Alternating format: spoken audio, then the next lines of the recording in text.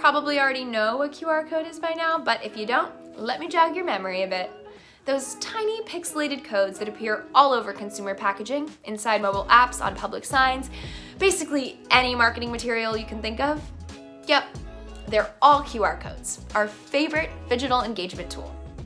Back in 2012, a study found that 97% of American consumers didn't know what a QR code was.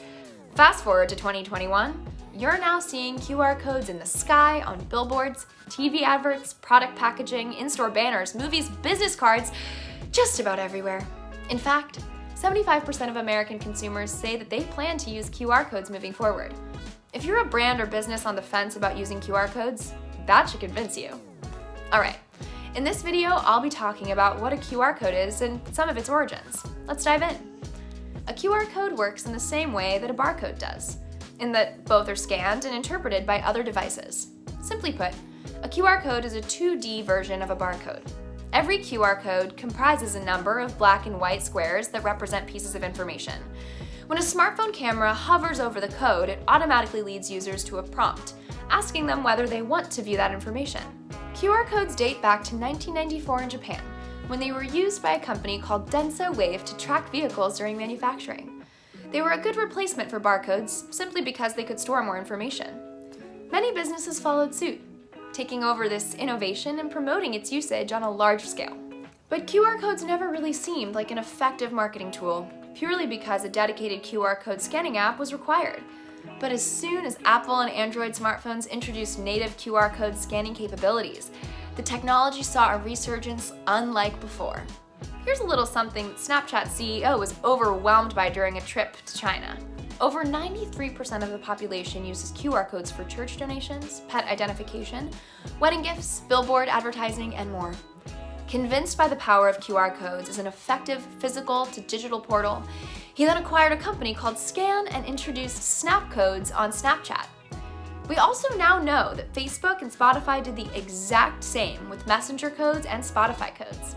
Adoption by tech giants, coupled with Apple's decision to include native QR code scanning in phone cameras, led to the exponential rise of QR codes in the USA.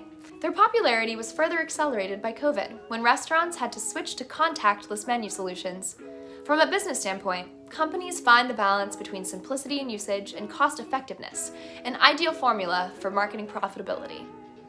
To understand how QR codes work, you first need to understand all the elements that make up a QR code. These elements hold information within a QR code. They include direction, timing, error tolerance, and empty spaces. The first element is the position marking. This indicates to your smartphone camera where the QR code is located within its field of view. Even if your camera is at an angle, you will still be able to scan the QR code. The second is alignment marking. If the QR code is too large, say on a billboard, this helps to orient the image. The timing pattern helps the QR code scanner determine how large the data matrix is in the QR code. Another crucial element is the quiet zone. This helps the QR code scanner differentiate the QR code from surroundings.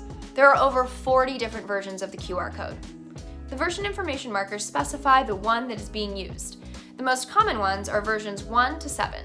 The format pattern consists of information about the error tolerance that makes it easier to scan the code. The rest of the QR code is the data and error correction module.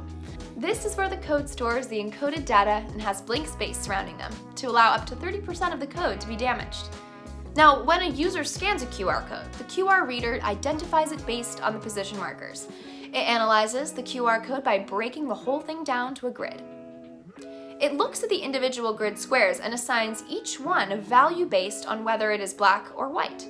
It then groups grid squares to create larger patterns that contain all the information to reveal it to the user. Well, that's all about the where and how of QR codes. We hope we've convinced you to hop aboard the QR code train. If you have any questions, ask away in the comment section below and I'd be happy to answer them. And if you're on the lookout for the best QR code solution, head to beaconstack.com. Thanks for watching.